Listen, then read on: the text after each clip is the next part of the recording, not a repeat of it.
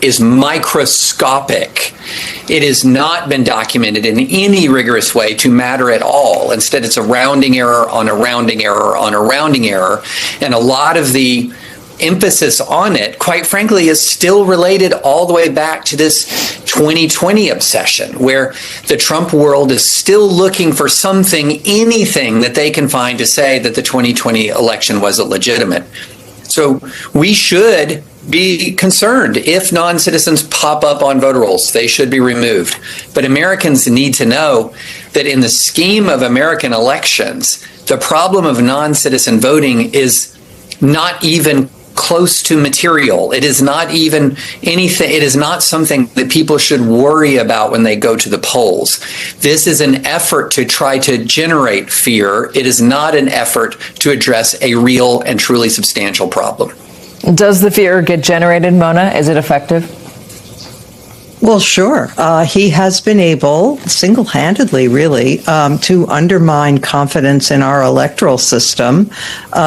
He's been doing it now for a very long time. He started in 2016 when he lost the Iowa caucuses and claimed that it had been rigged. He can never lose. He can only be cheated. And because of his very bizarre psychology and his personal problems. And so, but he has been able to translate his psychological difficulties into a severe political problem for the country, because he's been able to persuade tens of millions of our fellow citizens that there is something corrupt, that there is something wrong about the way we vote.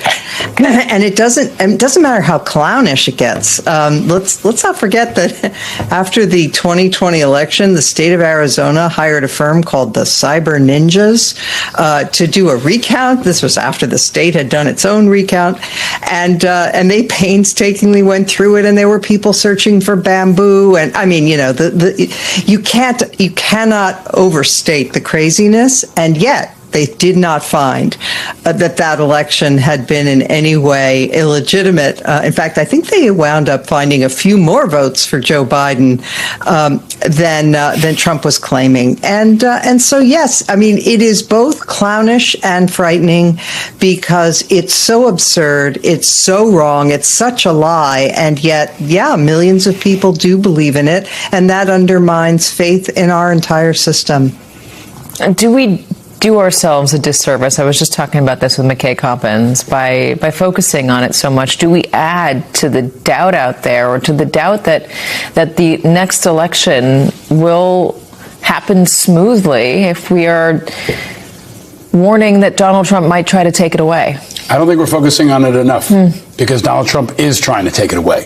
It is his number one strategic priority because it's the number one strategic threat to his power. He knows that free and fair elections are going to be a circuit breaker against him, and he's going to do everything he can to stop it. He's telegraphed that punch, and this is just the latest phase in a strategic plan to attack our elections. He's putting it all out there in the open. It doesn't have to be true. He's going to keep throwing it at the wall. He's going to focus on Arizona and Georgia and Pennsylvania.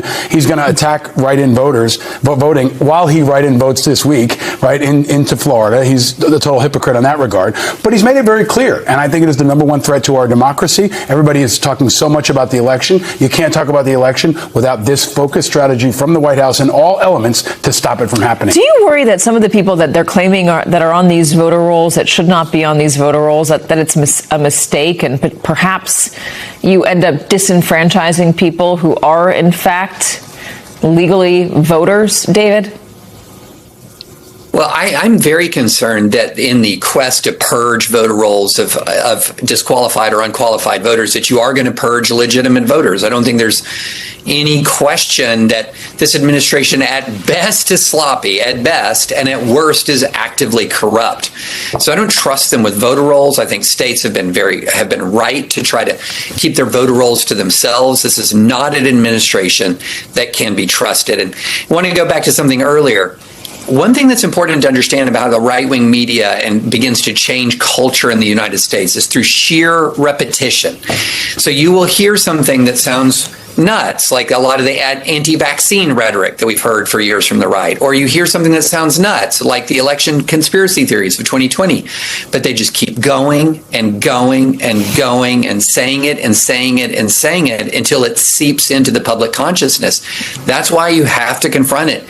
You have to deal with it in real time, and you have to be every bit as relentless in rebutting the lie as the Trump world is in telling the lie. Yeah, but here's the problem. You can have us relentlessly push back on it, as we have been doing, all three of us now, for many years, and other media outlets. But when you don't have the rest of the established government authority figures in place doing it as well, you become a part of the problem. I mean, if you don't have Republicans in Congress willing, Mona, to stand up to the president and say, you can't do this to our democracy, it's not good long term. You're lying about our voting, our election systems. You're lying in service of yourself, and you're damaging our republic for it. Without them, it is very hard to fully and adequately push back against somebody who is sitting in the White House. Well, Katie, I'm not going to disagree that that would be the healthiest possible thing that could happen for our democracy, would be for fellow Republicans to say this is dangerous, this crosses a very important line, and we will not be silent about it. And that would be fantastic, and it might even reach the hardcore MAGA audience. But I think we have to be realistic that it's not going to happen. After 10 years, we can see the party has been completely cowed. But one thing that I do think, in addition to saying, you know, what he said about the past election was false, what he has said about 2020 was a lie, without, you know, constantly repeating that, though I'm not against repeating it. But the other important thing to do is to telegraph the punches, to be out in front of it, to think about what's going to happen in the midterms, to think about what's going to happen in 2028, and to say they are going to be challenging the results in the following fashion. Be ready for it. Here's what you can expect. And when you do it that way, you arm people. And then when they fall into that predictable trap, they can be exposed.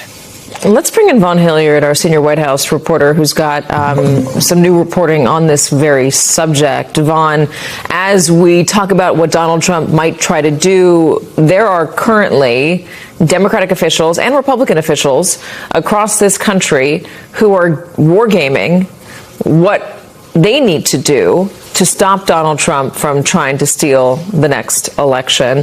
What can you tell us? Right, and this is I think the contradiction that we must point out based on conversations with state election administrators and local administrators here, is this focus so heavily by the Trump administration, the Department of Homeland Security, to get these voter rolls and make the case to the American public that there's a mass number of non-citizens voting. Well, on one hand, while they are putting that out, the Department of Homeland Security also oversees CISA, which is in charge of cybersecurity threats here in the homeland. And they gutted the election experts that worked under CISA, that worked with these state in these localities to ensure that election machines, tabulating machines, for example, were secure from cyber attacks, either domestic or foreign ones. And in conversations that we had with these Democratic and Republican election administrators, they make it very clear that there are no election experts in CISA to even work directly with right now.